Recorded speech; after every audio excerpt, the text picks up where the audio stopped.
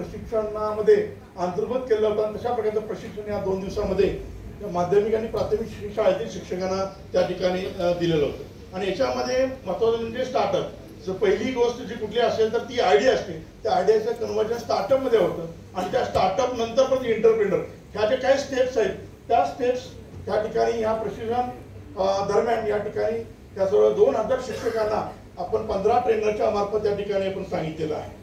आपल्या सर्व सांगायला आनंद वाटतो की विद्यापीठात इन्क्युबेशन सेंटरची स्थापना जी आहे ती 2019 साली जी सेक्शन 8 कंपनी आहे त्याच्या अंतर्गत करण्यात आली आणि त्याकरिता सोलापूर विद्यापीठ त्याचबरोबर महाराष्ट्र इनोव्हेशन काउन्सिल सोसायटी आहे त्याच्या माध्यमातून या ठिकाणी सहकार्य लाभत असतं। त्यांच्या माध्यमातून आपल्या त्या ठिकाणी ग्रँट ही मिळत असते।